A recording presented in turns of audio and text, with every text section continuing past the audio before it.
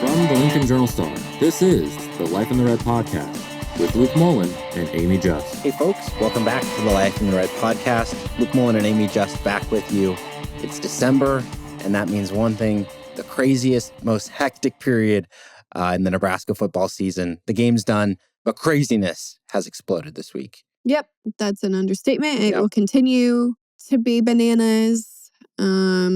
Feels like every time I look away from my phone, something happens. And it's not just bad, it's some good. Then, some All Big Ten stuff came out today. We are recording at 12:45 a.m. on Tuesday, December 3rd. PM. Yeah, I'm tired. We got a problem if it's after midnight. Well, there was a lot yesterday. Yeah, It's PM. Sorry. But yeah, so I say the timestamp incorrectly. Hilarious. Because things could be outdated by the time 5 minutes from now, 10 minutes from now, tomorrow. So if we are a little out of date on some things, that is because things are rapidly evolving. And so we apologize for that. We're giving you our reaction to what we know right now. Again, the situation very fluid. Lots will continue to happen this week. We have a football game to talk about that was played recently, and very briefly touching on some Husker sports before we get into the full football breakdown. Volleyball, congrats to them on their Big Ten championship. They are off to the NCAA tournament. We will have that full preview for you, special Life in the Red edition with Brent Wagner here later this week, so stay tuned for that. And the men's basketball team, 2 big wins for them recently. The scoring showing up 96-79 over South Dakota, 103-72 over North Florida. So 2 strong wins for them. But not a lot of time to spend on those other sports. Again, that full volleyball pod will be coming. But so much football news. Before we get to that, what's going to impact the Nebraska football team moving forward? Let's talk about the season that they're still in the midst of. 2024 season still ongoing, regular season in the books, but 13-10 loss to Iowa. I'm sure most people have had a few days to sit in, feel the results of that heavy loss. And really, I think this number one stat that stands out to me, you look at this, Nebraska gained 20 first downs, allowed just 5. I'm just spitballing here numbers-wise, but 1 in 10,000? What are the chances of that happening? 5 first downs, the other team has 20, and Iowa still wins? Or the stat that jumped out to me most, Iowa did not convert a single third down. That might be even greater odds. Yeah, Not a single third down. Yeah. And it didn't matter. That's astounding. Well, when you break it down, it makes sense. Iowa made the most of short field situations because of, self-inflicted wounds on Nebraska's part. And then who needs red zone scoring when you score a 72-yard touchdown and break 9 million tackles on the way to doing so? Yeah, absolutely. And what made this game, I think, infuriating the way that it ended was Nebraska dominated those first 30 minutes. They were lights out defense. They were stopping Caleb Johnson. They had those 2 nice long scoring drives. And, it was that kind of game where if you get the ball rolling, you get some of those scoring drives. It is going to be tough for that other team to come back. Obviously, the final score was what it was, but we knew as that game was unfolding, scoring was not going to be high in this game. So 10-0 at halftime, Nebraska's cruising, going to get that rivalry win, but things are just never so simple for this Nebraska football team. Nope. And the game ended precisely the exact same way as it did last year.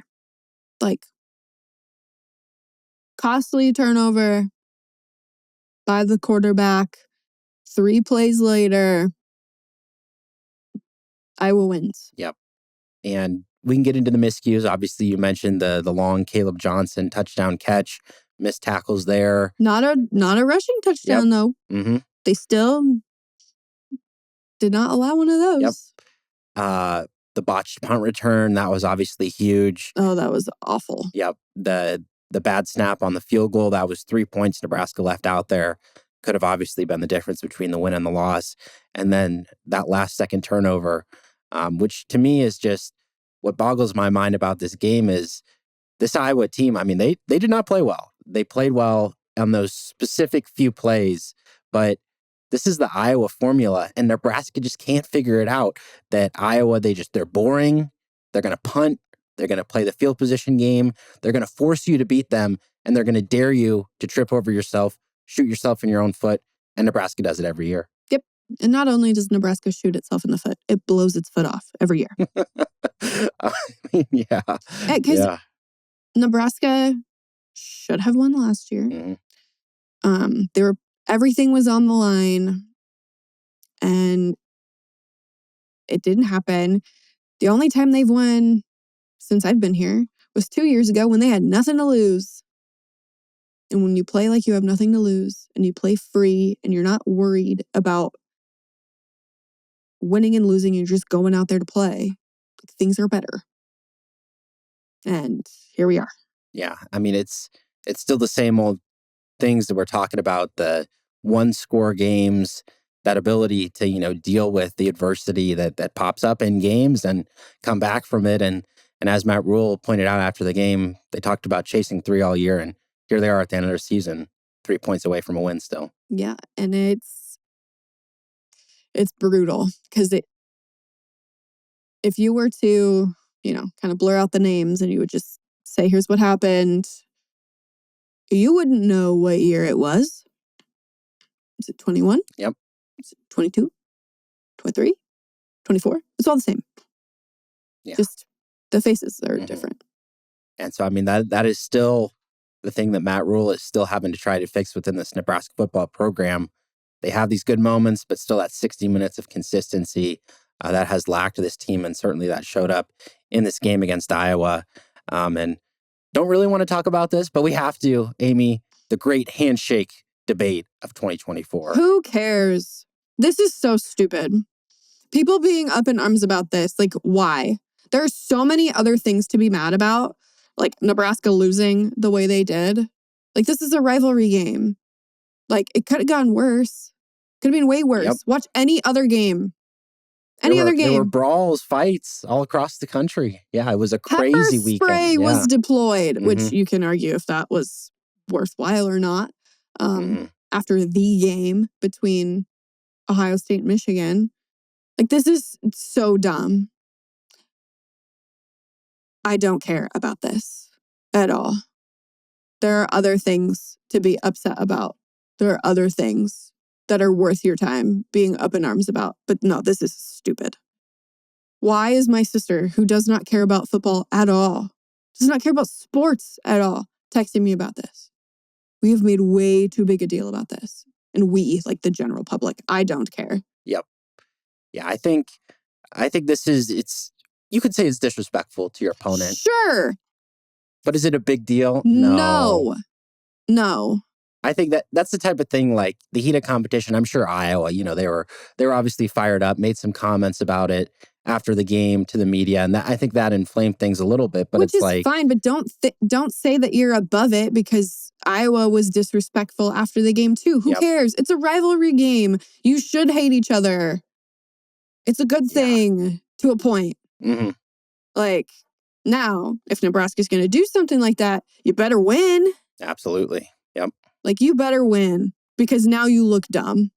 But this whole thing is stupid. Like, I don't care. Good for Nebraska for, being a little sporty about it. But, like, who cares? Like, there are way worse things that happened in college football over the weekend. But yeah, if the thing you're most mad about as a fan after that game is that Nebraska didn't shake hands with Iowa, who cares? Like, move on. Absolutely. I agree. I think it's certainly something that you might look back on in a couple of years and be like, man, that's really what stood out from that game. Dumb discourse. Yeah. And then for the bias of, oh, well, Tom Osborne wouldn't stand for that. Really? Like, do we forget, like, some of the characters that were on the teams in the 90s? Do we forget? Oh, but, it's fine, right? I don't think there was anything wrong with bringing that edge to the game and having that attitude. No. Yeah. Now, you better win if you do that. Absolutely. But I don't care. Yep. I think it was all competition, certainly blown out of proportion a little bit. Yeah. But, you know who shook hands before the game? Michigan and Ohio State. And that solved everything, It right? did. It made everything better. They hugged each other after the game. They said, we're all friends. Nice to see you, buddy. We'll see you next year. Yeah, no. Yep. It's just dumb. Like, no, it's dumb. Yeah, file that under Nebraska football, randomness and stupidity. Things that no one yep. should care about. Mm-hmm. But here we are. So that was the prevailing topic after the game. But moving on from that, we got to talk about this Nebraska team. They got a bowl game. What Nebraska team? I know. They do have a bowl game to get to here at some point. And so before we get into the offense, the defense, just some general thoughts on that. Let's talk Matt Rule. He got the job done, got him to a bowl game, but 5-7, 6-6. What do we grade his 2 years so far on the job? I think that if you are told before this season that Nebraska got to a bowl game, you'd be happy. Mm-hmm. And yet, here we are, some fans in my mentions wanting to fire Matt Rule. It's like, what are we doing? Like, take the little victories where you can. Because if someone were to have told you Nebraska would be making a bowl game at the beginning of the year, you would be happy. But I think everybody just wants something to be mad about.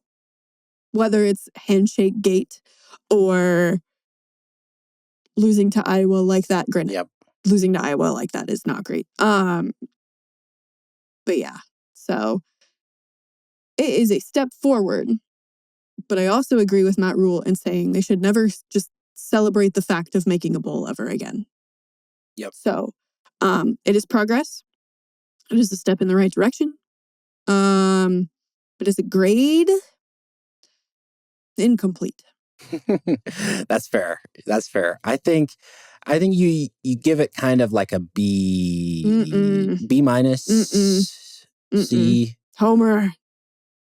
Or I'd be a very easy grader, maybe. Yeah. I don't know. You're grading on a curve. Yeah, absolutely. Yeah, that's right. You're grading on a curve. Accounting for the past Nebraska coaches, dragging down the average there. I don't know.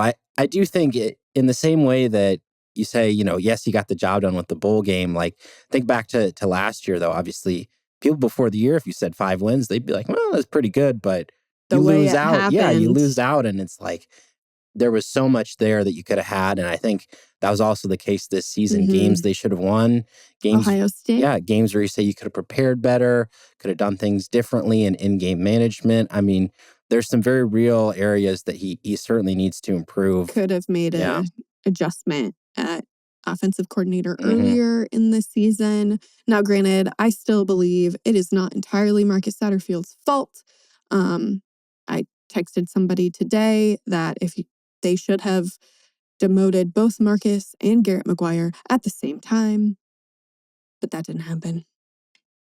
Because a lot of the issues, in my opinion, were with the receivers.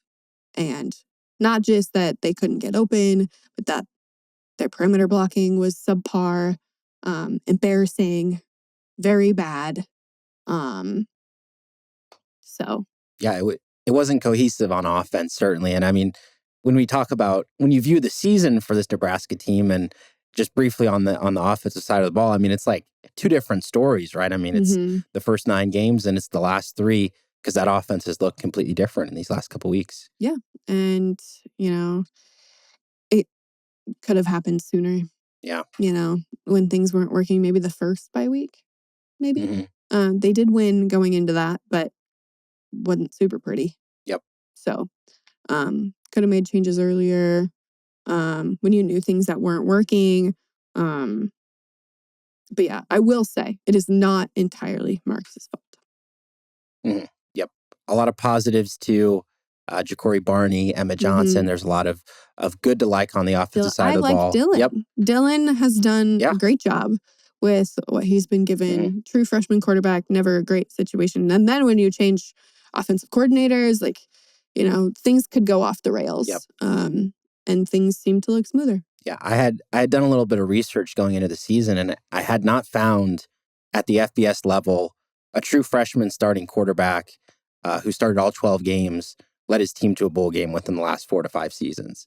Like that is an accomplishment. Like to be a 12-game starter, have your team be a winning team, or at least 6-6 to get to the bowl game. That is certainly a job well done to him. And again, going through those ups and downs. But you look at the offense and how they were expected to take a step up. Well, the defense, I think, was not as good as people thought was good, that they were going to be this year. Yeah, they were still good. They were good. Still top 25 defense for sure. But maybe not as dominant in some areas as you would think. And not super consistent from week to week. Yep. Like they looked like the best defense in the country against Colorado at points. And then they lay an egg against Indiana. No one particularly looks good in that first half against Purdue. And that's offense and defense and special teams and everyone. But, they don't allow a rushing touchdown at home, which is something that hasn't happened since, before World War II. So. Yeah, they made lots of big plays. Mm-hmm. They were there in the big moments. But still, it was not always perfect, which is not saying that they had to be perfect, but still they're in these fine margins, these one-score games, sometimes that hurts. And they were a contributing factor to some of those losses. That's tough. They're going to have to reload and figure out what to do there. We'll get into that here in a moment. And then finally, special teams. I mean, this is a major criticism that you have to have of Rule's time as head coach. It's been an issue for Nebraska before that, but he has not gotten it fixed yet. No. Your one saving grace is Brian Buschini. And he was inconsistent at times as well. Some of his punts were blocked. That's not entirely on him. But yeah, you want more to write home about. You saw flashes of how things could be better. That one Ja'Cory Barney return, it's like, okay. And then nothing after that. Granted that they didn't necessarily kick to him after that, but it just not what you want there. Because he's also shown some freshman mistakes. Field goal still concerns me. I think John Hull did figure it out. Hard to get confidence when your kicks are blocked or your snapper's having issues and you're not on time with anything. Which we thought that was fixed, and then it wasn't against Iowa. Old issues again. Again, that miss, not on John. That is a bad, bad snap. But yeah, returns need work still. They're some of the worst in the nation at that. Last year, haven't checked this year, but it's not great. Yeah, so that is, I think, where they can make the most growth because it is hard to get worse. Yeah, it's a glaring weakness. It's a big part of football games. It's cost Nebraska yards, points, maybe even wins over the last 2 years. So certainly improvements needed in that area. For sure wins. If that muff situation does not happen against Iowa, I think they win. Oh yeah. I mean, that was so huge. They hadn't scored yet. No. And you gift them the ball inside the 5-yard line. Yeah. And I don't necessarily know who to blame on that one. It was just bad. Yep. You can understand the players, the scramble. You think your teammates touched it. And then you have the additional controversy of, well, did Iowa actually touch it first? And crazy play. But again, coaching solves those issues. You have the team well drilled, knows what they're doing. And maybe that situation does not play out as it happened. But they'll be evaluating that. They'll be evaluating really all areas of the program this week. And that's why we've had a Monday to remember. And a Tuesday to remember as well. Before it continues we chat, today. Let me double check, make sure nothing has happened. Yep. Yeah. Lots of big Never names mind. have been Tony entering. White has changed his Twitter bio. So that's officially official. Yes. Well, the kind of the trifecta of things going on right now. Why he this still follows me. Yep. But yeah, he has changed his Twitter profile, he's updated his location to Tallahassee, his bio to Florida State, D.C., his Twitter banner to the stadium there, and his profile picture is just the Florida State logo. So, but he does still follow me. So for now, I suppose. But yeah, hold on to nothing it else. while you got it, Amie. Hey, I'll take a screenshot. But that's one prong of the trifecta of craziness this week. Coaching, movement, staffing decisions taking place not only at Nebraska, but across the country, as well as transfer portal movement. That portal opens this point next week.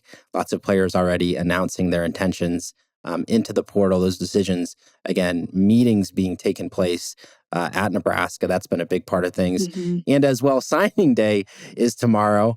So you've got players moving, players coming, coaches moving, coaches coming. Yeah, it's been crazy.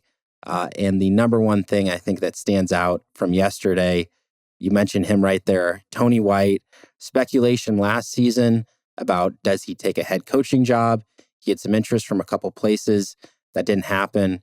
Again, we talked about his performance, came back, coordinated a very good Nebraska unit. And Florida State, that was the team that was looking for him. 2-10 last year. I mean, they were bad. Mm-hmm. This season. Yep, sorry. What year is it? Yep. Last season, they were undefeated. They were 12-0, yep. Until the bowl game. Yep. So, yes, 2-10.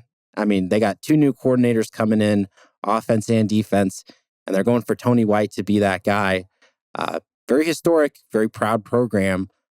He's got a big opportunity there ahead of him. He does. A lot of people got mad at me for insinuating that it was not a lateral move, because it's not. There are some things about that job that are way better. Pay, for one. The defensive coordinator that was fired previously made $1.8 million. I think Tony might make more than that. We still don't know the official numbers on that. And then he's going to have, and that will not be taxed at the same rate as it is in Nebraska, as Florida does not have state income tax. So that'll be nice for Tony White. And then he's going to have more leeway with the defense. If you can read into a lot of different things, but sounded like this season things were a little more simple. They definitely looked different, especially in the secondary when you had JB taking over that with the untimely departure of Evan Cooper. And Matt Rule had his hands involved in things a little bit more on defense. Yeah, it was not as much traditional 3-3-5 this year. No, it was not. It looked very different from last year's defense.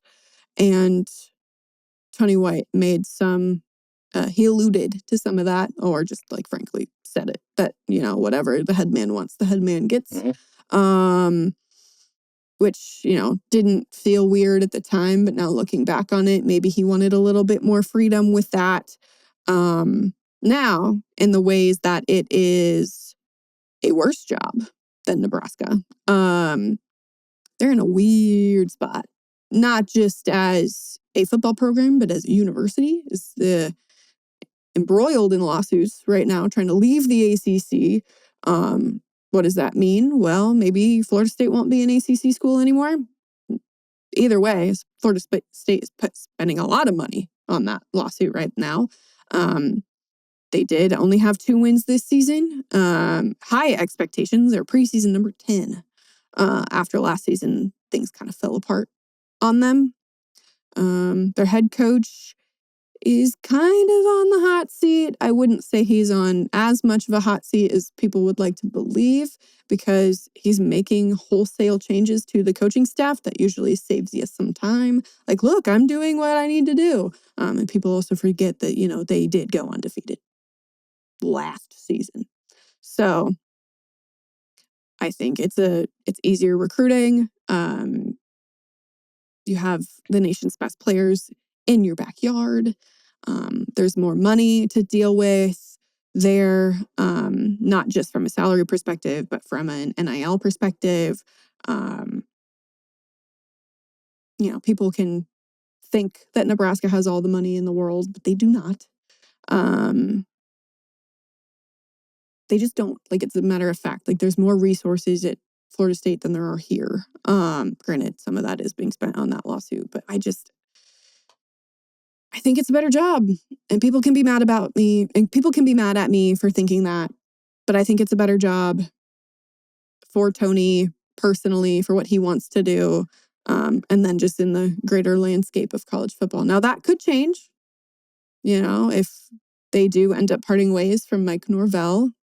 Okay. But maybe he is a candidate to replace him, right? We don't know what his official title is other than defensive coordinator. Associate head coach could be attached to that, as their offensive coordinator, who was hired yesterday, did not have that title when Florida State announced him. So that could be something that we see for Tony White. But yeah, I think it's a better job, and he gets to live in Florida. Yeah. Well, obviously, they've been way more successful than Nebraska. Their most recent national title was in 2013. Absolutely. I think. Yeah. They've won conference championships. They've played for national titles. They've been to many bowl games, though not this year, but many more recently, and many more big ones. So even though, yes, Nebraska technically had a better season than Florida State this year, there is much more success there in recent history than there is here. But yeah, no, people can be mad at me. I don't care. I think it's a better job. Yeah. Well, part of also the concern folks having, so say he goes to Florida State, is he going to have that ability to assemble his own defensive staff there? A lot of links between him and Terrence Knighton, the Nebraska defensive line coach, who I think we can both agree has done a fantastic job here, elevated that unit, has improved players, developed them in these 2 seasons.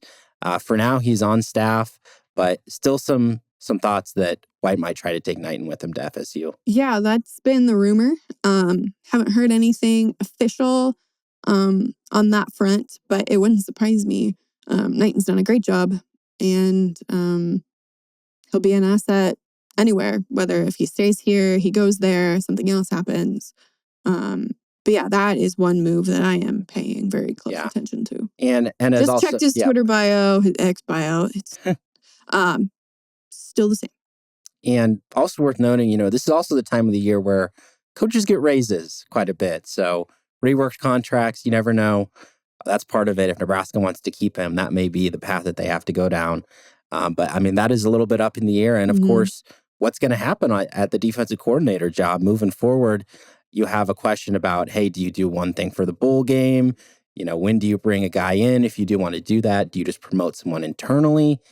John Butler would probably be the guy you look to right away. He has that NFL pedigree, was maybe hired, with that expectation if White leaves. Not exactly sure how that process plays out. Rob Dvorak was a guy that Matt Rule had mentioned, in the past as a future coordinator, but you would think Butler would be the guy that they turn to there. Yeah, at least at the interim basis for the bowl game, because that is still happening. Yep. So, and it wouldn't make sense to me if they do hire somebody from outside to call plays in the bowl game. Like, that would be a little weird. Or just call your defensive schemes. That would be a little odd to me. Though they've done it on offense, within the last 3 weeks. So, and I guess anything could happen, but it would just make more sense for the bowl game to have JB call in things, or their linebackers coach, Rob Dvorak, either. But I like JB. He's been a defensive coordinator before. He's worked a lot in the NFL, though the last time he was a true DC was in 2013. So it's been a little while, but he'd done it before at other stops as well. But I mean, if you're the defensive coordinator at Penn State, I think you know what you're doing. So we'll see. But if it's an internal candidate, I like JB. Yep. Coordinator news on defense, coordinator news on offense as well. Big question mark, one of the biggest, for the Nebraska football team this offseason. Were they going to hold on to Dana Holgorsen, be able to continue that offensive progress? The answer is yes. They signed him to a 2-year deal, $1.2 million a year on that contract for him. Yeah, and I really believe that Dana did not know what he wanted to do. I really believe that. Maybe he was blowing some smoke and lying a little bit, but I believe that he didn't know what he wanted. I truly believe that he was just like, let me just focus on this and we'll figure it out. Because he could have, he had any opportunity to do kind of what he wanted. And so wants to be here. Yeah, I think this is big news. Obviously, the loss of Tony White hurts a lot, but I think keeping Holgorsen on staff, at least you don't have to start completely new there. I mean, for whatever, 3 weeks, 4 weeks, he's not been on the job forever, but he's worked with these players. He's performed well with them in that Wisconsin game. Two thoughts on the Holgorsen hiring. First, you see Nebraska fans celebrating it. Don't forget, Dana, you start putting up a couple clunkers of a game and people are going to be really upset. So, all the folks that are like, oh, Holgorsen's staying on, it's like, all right, remember the ups and the downs of the coaching journey. They might come for him. It's not all roses, only scored 10 points against Iowa, but the progress there, I think that's great. The other thing that I think about too is, yeah, he's having fun. He wants to be here, but I don't think he's done being a head coach yet. I don't think so. I don't either. He's too young. Mm-hmm. So, I mean, what the future holds there, the 2-year deal, we'll see if he does coordinate a very good offense. It was interesting to me that it was a 2-year deal because most of the assistants were on 3. Mm-hmm. At least coordinators were on 3. So a little bit shorter tenure of the deal.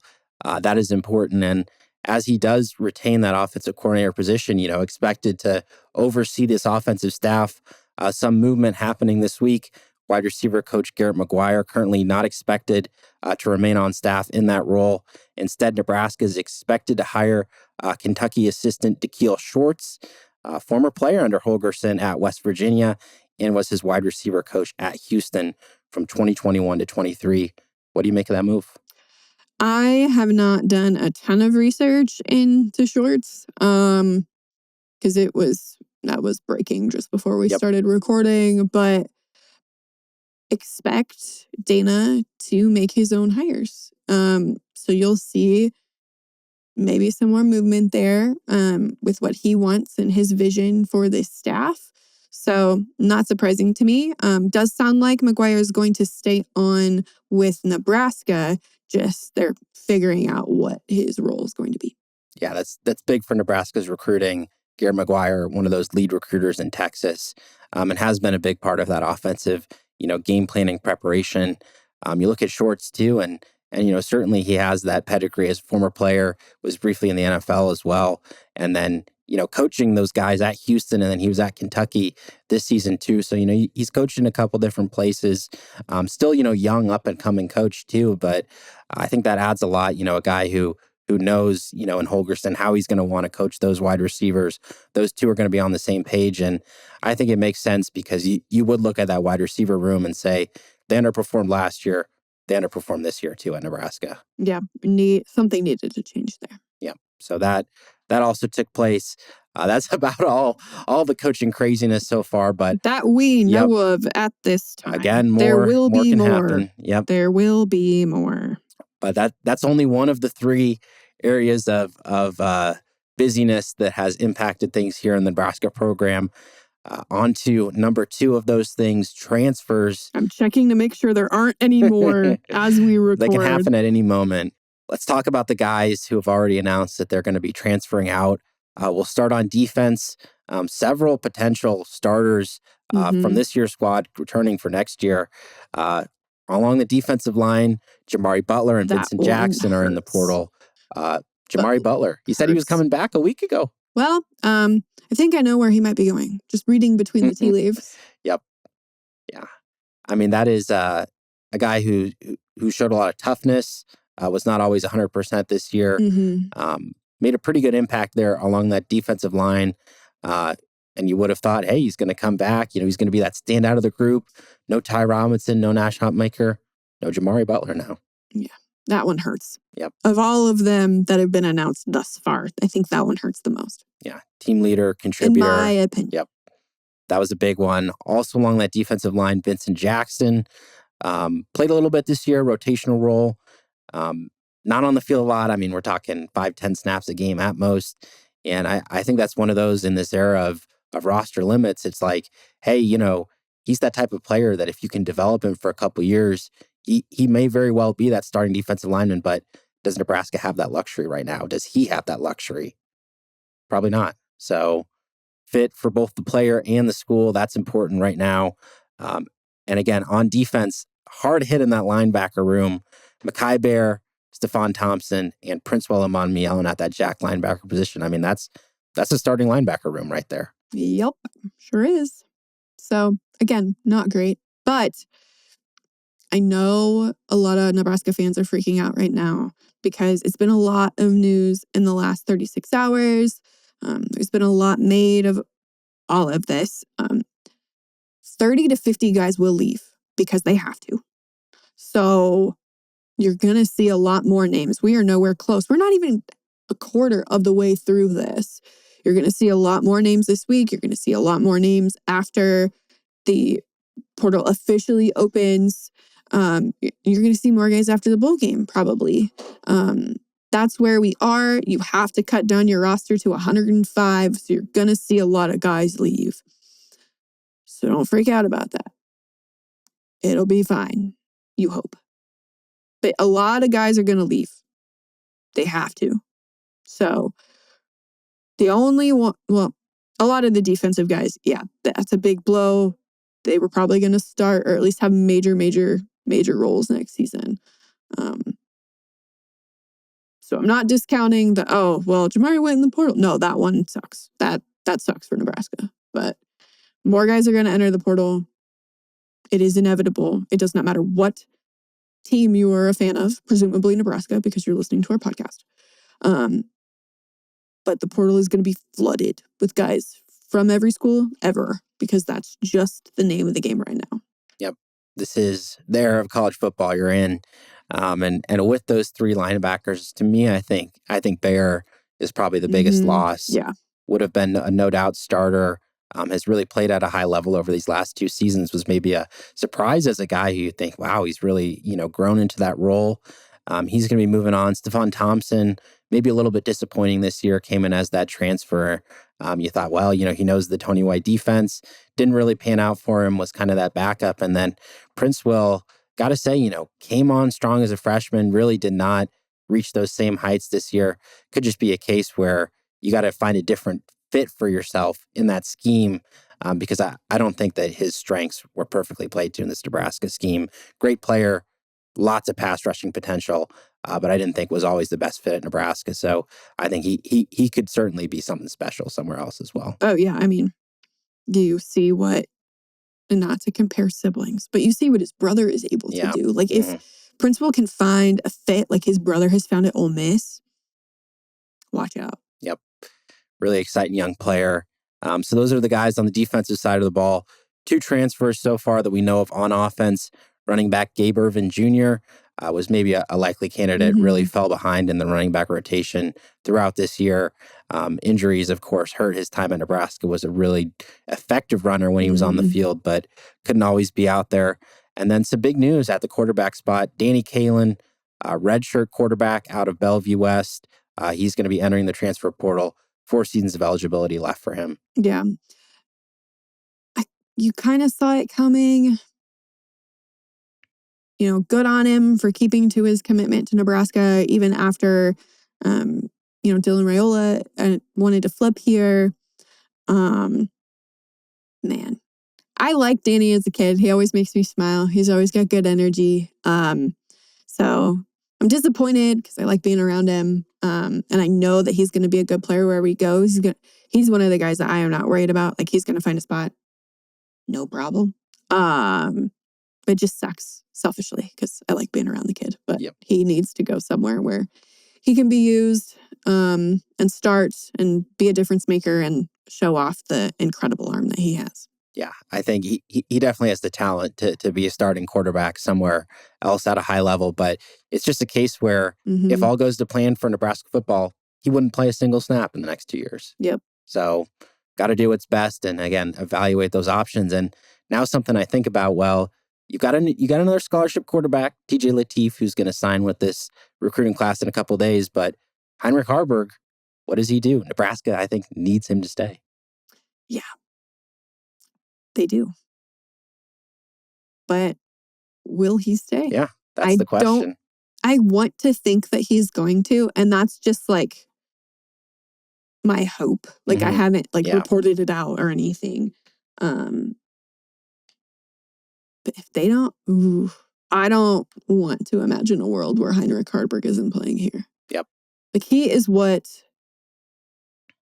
the definition of a Nebraska football player. Like he embodies everything it means. Like he's from here. Like he has already graduated. And he is underused and could go somewhere that fits him better. But man, I don't want him to leave. He's so much fun. They need to use him more. They need to promise to him that they're going to use him more. Because listeners of our podcast are well aware. Absolutely. Yep. That I am on the use Heinrich Harburg more train and have been all season. But it's his decision. Yep. Just a concern for me, the quarterback depth after that Kalen decision. So we'll see what happens there. Again, more transfer portal decisions. Expect them to be made here in the next few days. Meetings, discussions, all sorts of those things are happening inside the Nebraska football facility to gain clarity on how they stand moving forward. So that's ongoing. And now the third, Amie, we're here, the third and final prong of craziness that's happening this week. It's signing day. It's happening tomorrow. Believe it or not. Yep. Class of 25, they will be signing, making their decisions. And kind of a concern for Nebraska. You got a defensive coordinator, Tony White, who leaves, a day or two before signing day. I will say from the statements that many of the high-ranked recruits have put out on social media, the players I've been able to get in contact with to reach out and hear their thoughts, pretty much everybody is solid and locked in, which you kind of expect. I mean, you would really have to be scrambling, maybe if you had another school there who has, been with you the whole time there to change way, a day or two before you're set to sign. I mean, these guys committed to the program. They committed to not just Coach White, but other defensive coaches, Coach Rule, obviously at the standout. So for the most part, I do not expect any decommitments from that change. But what I will say is Nebraska's still looking to make a splash here or there. 4-star wide receiver Cortez Mills. He's a guy that Nebraska has recruited heavily. Oklahoma commit right now. There are a few other guys out there. Michael Terry, the 5-star, expected to decide between Texas and Nebraska on signing day. Could go either way with that one. And a couple other flip candidates out there. But top 25 class across the board for Nebraska, just adding to the promising future of this football team. And a little bit smaller class. Right now, 19 guys in that class here at the moment. Yeah, and there's just a lot of chaos in college football right now. So them having a little bit of a smaller class isn't super surprising because they've got a lot to figure out. So February, I'd look to that. Yep. And for all of you recruiting fans out there, make sure to stay tuned. I will have a full recruiting breakdown for you after that class is put together. And for the volleyball fans as well, as I mentioned, the NCAA tournament preview will be ongoing. But more news is definitely going to break this week, Amie. The craziness is not done. And bowl game stuff is still left to be figured out. That'll happen in the next week or so. Looking like for Nebraska right now, Nashville or New York, the likeliest destinations? That's what it feels like, but who knows? Nebraska fans really, really, really want all 4 Big Ten teams to make the playoff, and it feels like they're going to. Yep. So that helps Nebraska. But Nebraska really needed to win to get into better position to make a more prestige bowl. But they didn't do that. So, but still, the Nashville Bowl is fun. New York Bowl is definitely interesting. But we will know for sure, hopefully Sunday. Yep. More details to come for all of you waiting on your travel plans for that one. But just another thing to worry about, the bowl game logistics. Yeah, there's a lot going on in the Nebraska football facilities right now. Decisions, futures, lots of things on the line. And we will have all the news for you, all the updates, as always, for you at journalstar.com. That'll do it for today's Life in the Red podcast. We'll see you again next week. Thank you for listening to this week's Life in the Red podcast. Our theme music is composed by Sasha Indy. The stories continue on journalstar.com.